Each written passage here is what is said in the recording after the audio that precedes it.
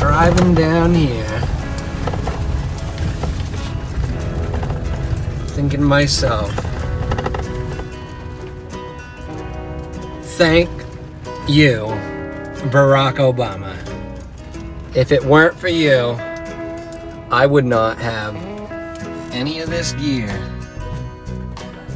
I wouldn't have even made these damn high flyers today if it weren't for you, Obama.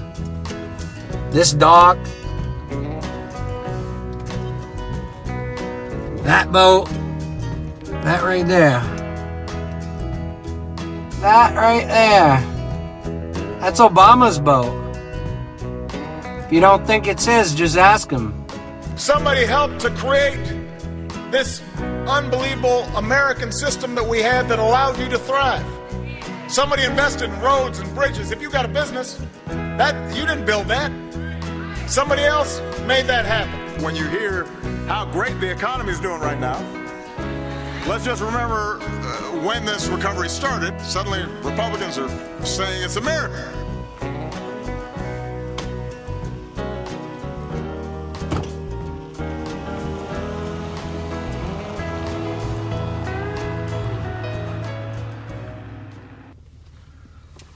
I think Kid Rock even made a song for Obama.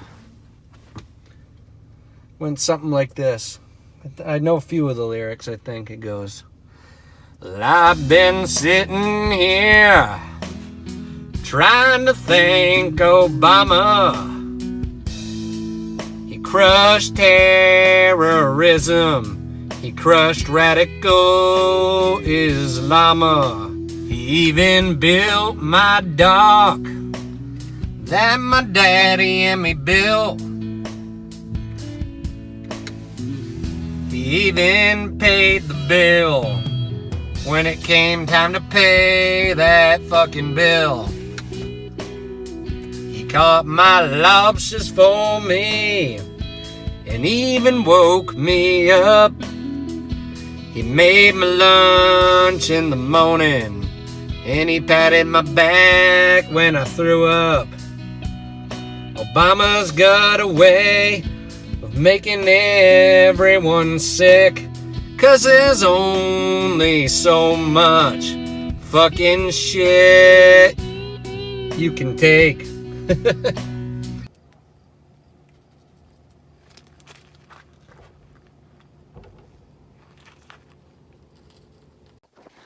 So now I'm on a rant mode because it's hard to not get ranting when you bring up Obama, which is great.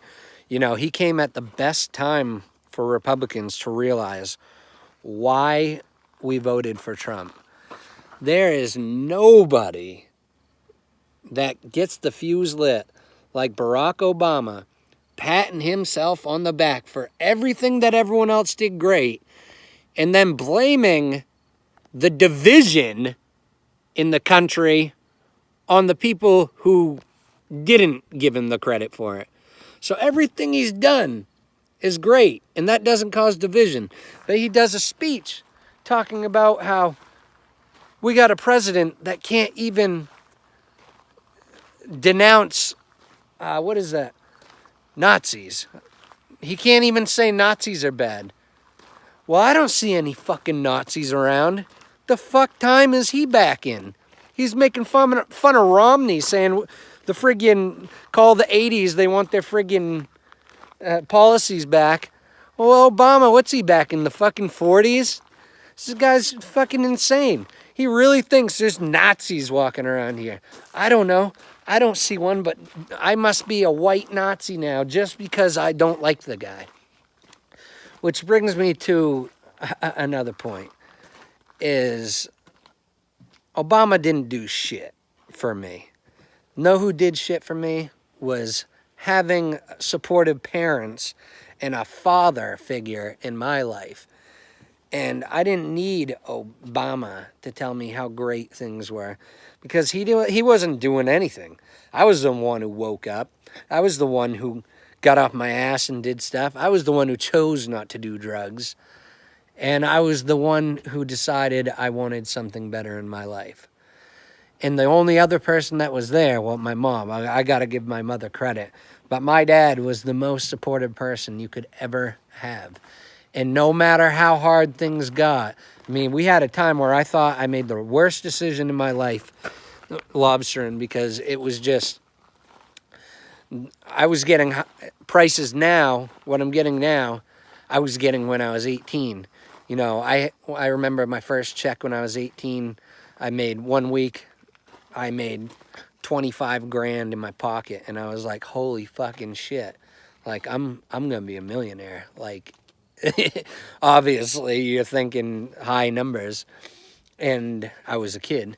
I was like, I got, 12 more years of this and I'm fucking retiring. Well, guess what happened the next year?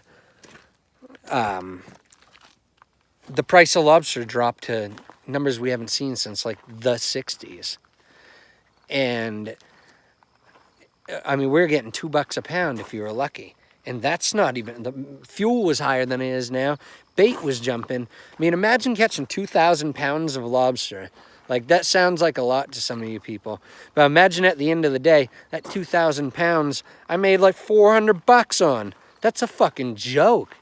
You don't go working around couple $100,000 pieces of equipment to go make 400 freaking dollars in a day. That ain't how it works. You don't just give it all away to bait and fuel and everybody else. That's a joke. That's when you realize, holy shit, you might have made the wrong mistake. But I stuck with it, and I had my dad there always telling me that it would get better, and not even so much it would get better that, I mean, he was just, I don't know how to explain it, but when you have a father that's there, you know it.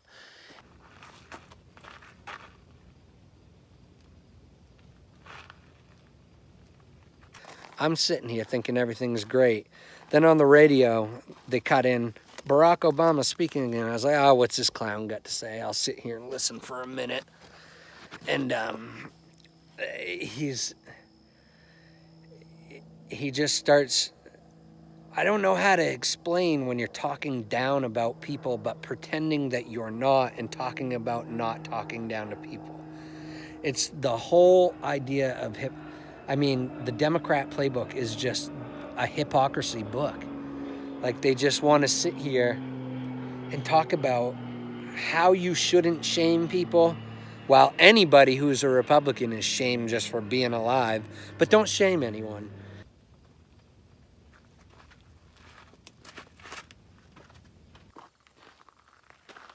That's what it's about right there.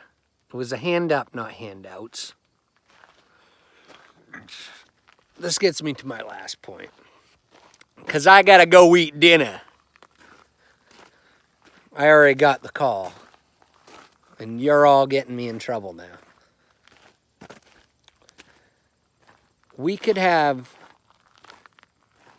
This is where you got to realize this talk about economy.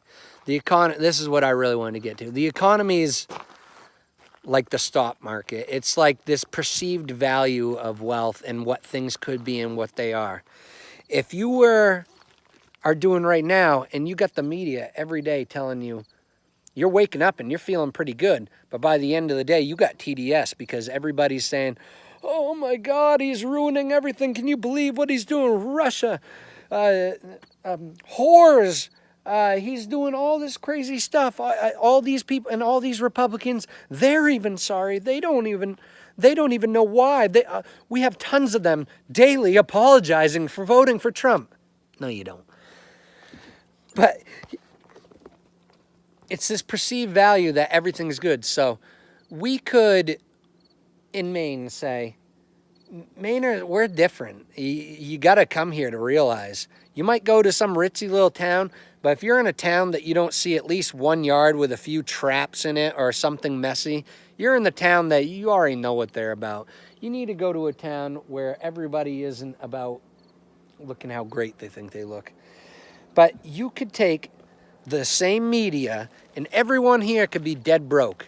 But every morning we wake up and we hear, things are looking great. It's a great day just to be alive. It's a great day to be an American. It's a great day for everything.